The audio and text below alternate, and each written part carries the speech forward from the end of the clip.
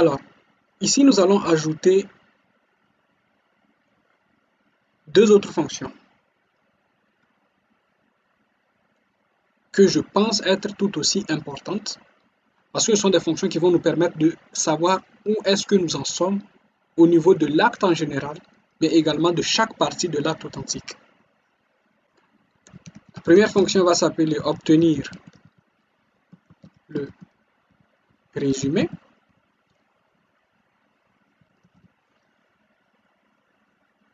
Les parenthèses seront vides, donc on ne va pas y mettre d'argument. Mais rappelez-vous bien que lorsqu'on veut obtenir le résumé de quelque chose dans un contrat intelligent, eh bien, la particularité, c'est qu'on ne paye rien.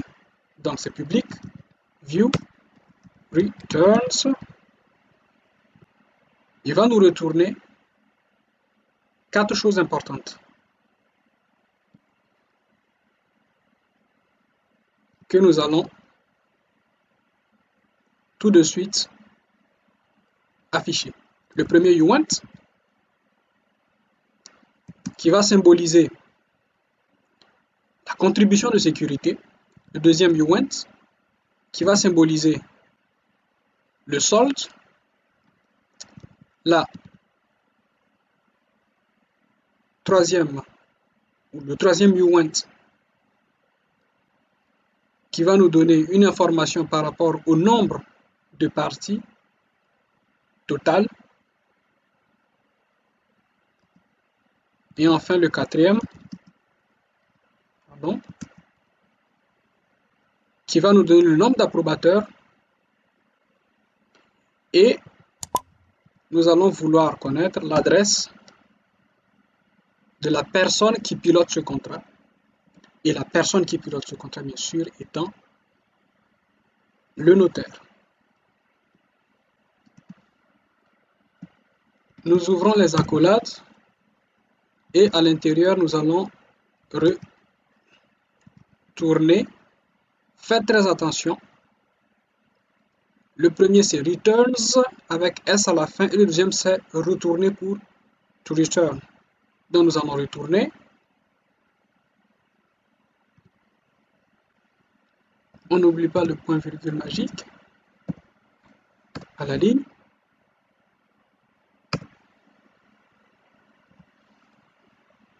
Donc, nous avions dit que le premier U1, c'était la contribution de sécurité à la ligne. Le deuxième U1, c'était le solde, donc 10.balance. En principe, vous allez voir, on va directement afficher une petite erreur pour nous dire que on n'utilise plus 10.balance. Voilà. Il ne faut pas que je m'étende sur autre chose. Mais ça n'a rien d'alarmant. Ensuite, nous allons vouloir savoir le nombre de demandes, puis le nombre d'approbateurs, et enfin l'adresse du notaire.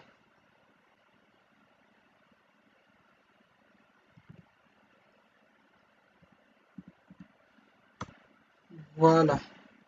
Là, c'est plus beau.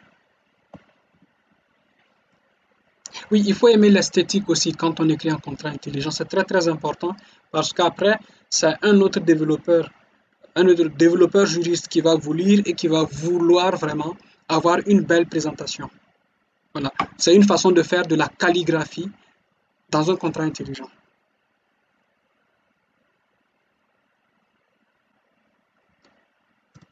Et enfin, la dernière fonction, et cette fonction va nous permettre d'obtenir tout simplement le nombre, donc obtenir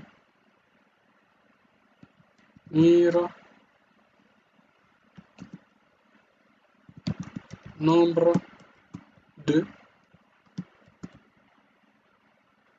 demandes.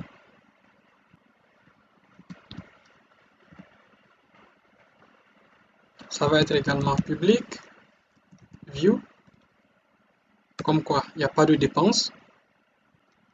Et ça va nous retourner, n'oubliez pas le S, returns, un seul élément, un you want. Ici, ce U1 symbolise le nombre de demandes que nous allons faire afficher là tout de suite. Donc, retourner demande point length pour longueur, point virgule.